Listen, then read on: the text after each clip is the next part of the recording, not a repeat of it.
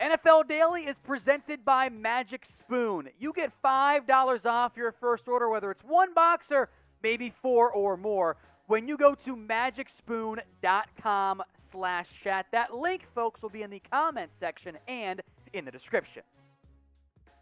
Let's talk Aaron Rodgers, the number one story in the NFL. I know it is boring. I know it is frustrating for many, but there are some intriguing updates that I need to clarify as well. So, the report from Jeremy Fowler, and this got spun up by Bleacher Report, was there's no market for an Aaron Rodgers trade, which normally when we hear no market, that means nobody wants him.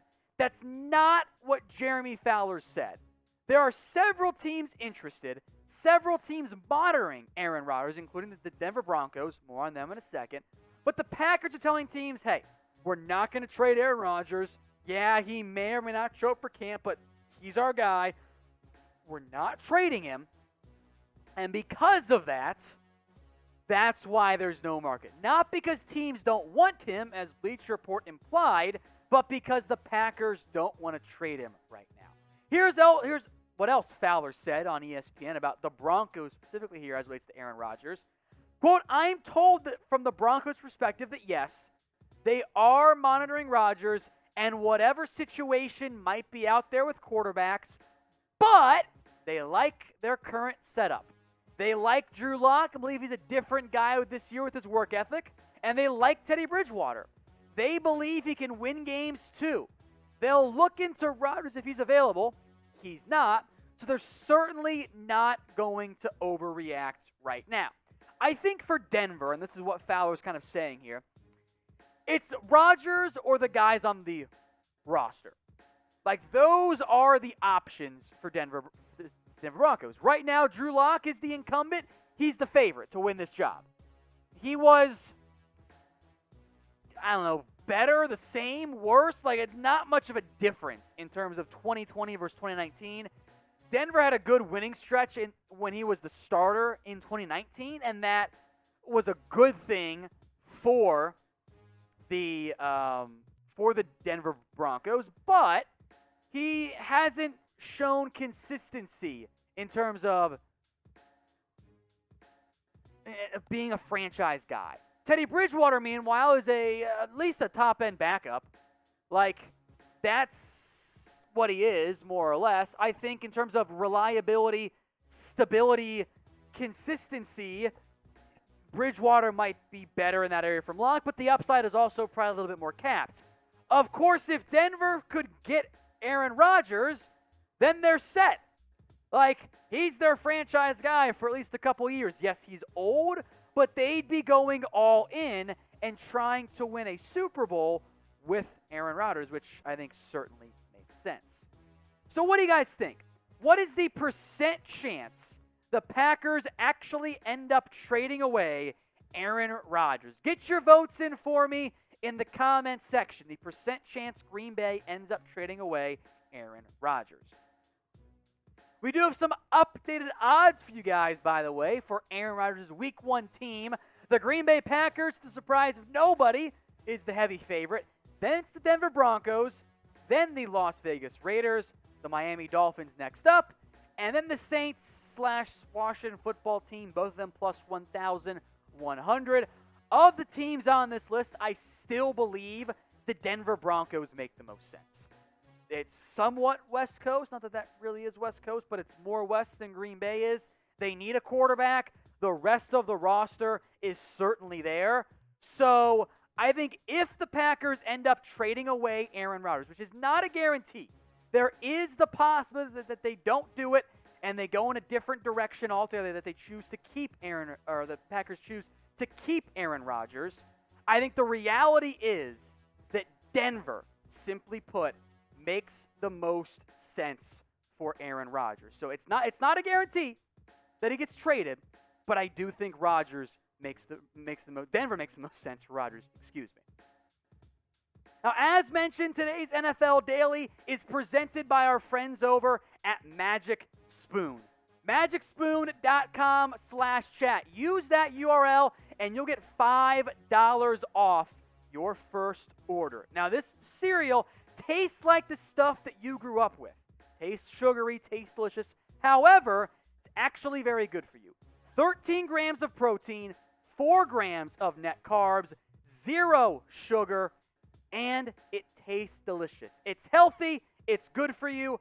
$5 off magicspoon.com/chat. That link, by the way, folks, will be in the comment section and in the description, so that all you guys have to do is click it and then go get yourself some healthy and tasty cereal.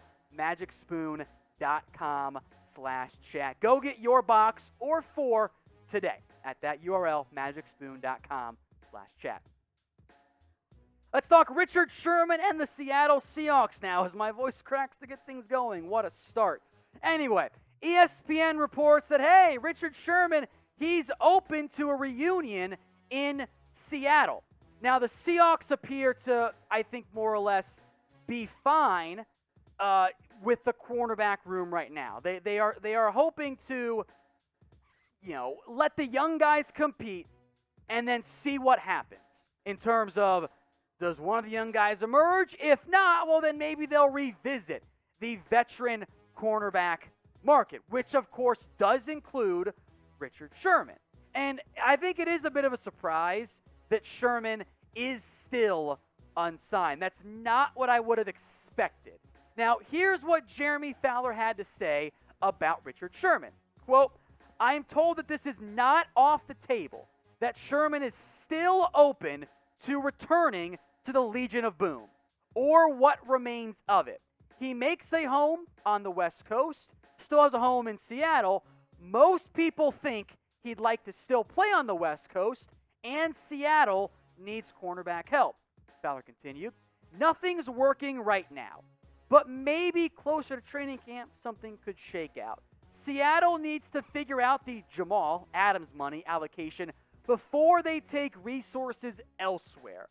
Because a guy like Sherman, he's not going to take the minimum. This is a high-caliber player that would need a decent contract. I think a big reason why Sherman's open to a reunion is, simply put, there hasn't been much interest in him.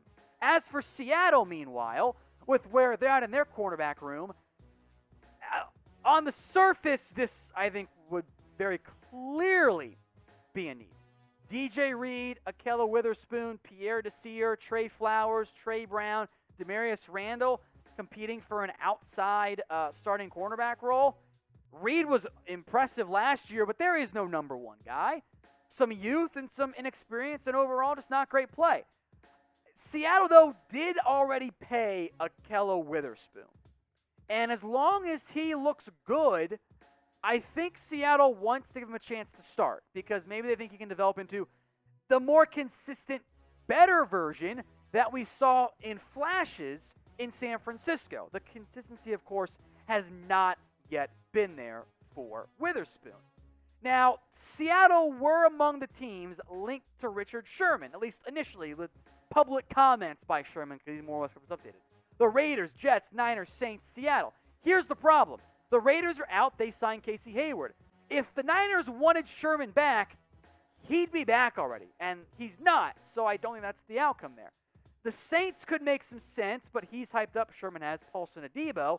Seattle wants to let the young guys compete to start. That leaves the Jets. The Jets are the most obvious fit as far as I'm concerned. Robert Saleh's there, and they need a cornerback even more than Seattle does. Here, I think, is the reality for Richard Sherman. The market's been poor. This has not been the free agency Richard Sherman was anticipating. He thought there would be more interest. I don't think Sherman's plan was to reach early July, training camp less than a month and away, and still be unsigned. I think he thought he would have found a market that paid him pretty well before this point. But he's coming off injury. He wasn't the same guy last year. He wasn't as productive before he got hurt, and he missed a lot of time with that calf issue. At his age, the muscles don't suddenly heal way faster and better. That's just not how it works. So because of that, I don't think that market's been there. So make your predictions for me, folks. Where will Richard Sherman end up signing? Make your predictions for me right now in the comments. Is it Seattle or somewhere else? Get your votes in right now. Let's update you guys now on Stephon Gilmore, the constant number one Patriots story since, well, he's looking for a new contract, just like Xavier Howard and some others out there. Now, Gilmore did not report to minicamp. That was official. That was a holdout. There is also some rumblings, predictions, inclination, buzz that even though it's almost a month away, or should we say just under a month away, that Gilmore might skip the start of training camp. However, according to Jeremy Fowler of ESPN, Gilmore does not think he will be traded. Now, the next key date for the Patriots, July 27th, training camp gets underway. Week 1 of the preseason, a couple weeks later, August 12th. I would be willing to bet that if not at least by July 27th, that by August 12th, we will have some type of knowledge, finality, decision. That's what we're decision made about Gilmore and the Patriots. Now, there are two options, I think, in reality. Either you pay the man or you trade him. So what do you think? What will the Patriots end up doing with Stephon Gilmore? Type in pay for they're going to pay him and give him a big-time contract, or type in T for they're going to dump him and trade him. Now, if the Patriots were to dump Stephon Gilmore, they have options at corner. I don't love them necessarily. Stephon Gilmore is the number one. I like J.C. Jackson as the number 2 Marcus Peters big play guy, but can he be a true number 1? Different expectations there. Like Jonathan Jones, good nickel guy. Jalen Mills signed, but he's, I think, more of a 3rd, 4th guy more than anything.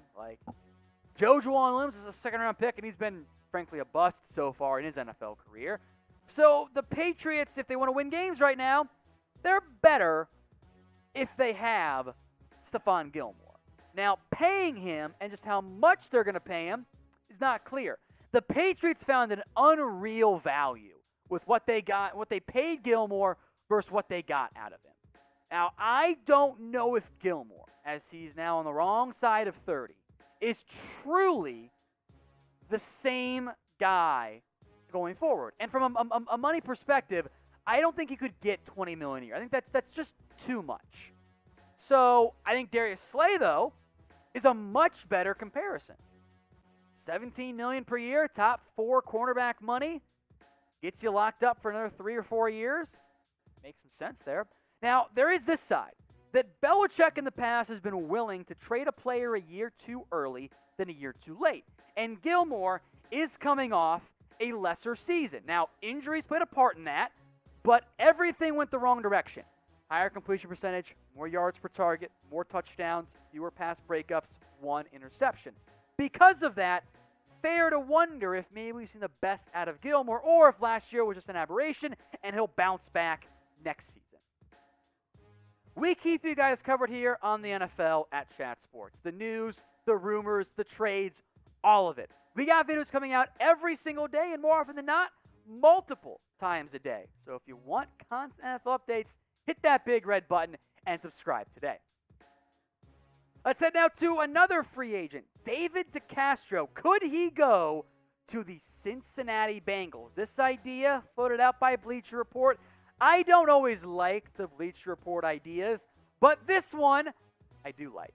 Now, a lot of this depends on whether or not DeCastro will even play this year. DeCastro was not healthy for at least part of this past season, and the rumblings are when the Steelers first cut him, surprising that, hey, he might retire. His ankle is not right. But the Bengals' offensive line, disaster last year, they could explore adding DeCastro and seeing if he can provide some stability and prevent Joe Burrow from being broken once again. But first on DeCastro. Will he play this season? Get your votes in. Y for yes or N for no. Will DeCastro play in 2021? Get your votes in right now. Now, last year, in the pass rush or pass protection side of it, DeCastro was still pretty solid. Now, the Steelers got the ball out very, very quickly, which helps get those sack numbers down, which is a very good thing there. The run grade was not very good, but that was the entire Steelers offense. He would be a nice addition to a Bengals team that could use some more offensive line help. Now, They didn't take Penei Sewell because they wanted Jamar Chase, and they've got 2 guys to play tackle. The guard position's a little bit murky. Now, for now, I'm listing Quinton Spain and Jackson Carman as the left guard and the right guard. Carman was a left tackle for Clemson who was making the transition over to right guard in the NFL. Not an easy transition, mind you. That's a different position and a different side of the offensive line. That's a lot to ask for out of a young player. The depth, Michael Jordan, Xavier Su'a-Filo, Michael Jordan's bad. Su'a-Filo, meanwhile, he could probably end up being your number 3 guard there. Quinton Spain's okay. A healthy David DeCastro, though, is a big-time upgrade. This, for me, DeCastro to the Bengals, is a logical, solid fit if DeCastro is healthy. Otherwise, he's not going to sign anywhere. Now, I don't think you're going to end up getting peak David DeCastro. At this stage, that's asking for too much. But he's probably still better than Xavier Su'a-Filo. He's probably better than Quinton Spain still. And you have no idea what you're going to get out of Jackson Carman. So if I'm the Bengals, I'm saying, hey, David, how's that ankle? If it checks out, bring him in and sign him. Of course, has to get checked out first. It is, of course, fair to also mention that DeCastro, in reality, is on the decline. He's not the same guy he was at his peak. 2017, 2016, 2015, one of the top 3 guards in the NFL. Past couple years, not really who he is. But if I'm the Bengals, yes, I have interest in adding that level of talent. Folks, we have NBA and NFL videos every single day. If you want that, if you want to get in and join us for these mailbags and watch us live and get updates every single day, folks, it's very simple. Hit that big red button and subscribe right now. That way you don't miss out on anything.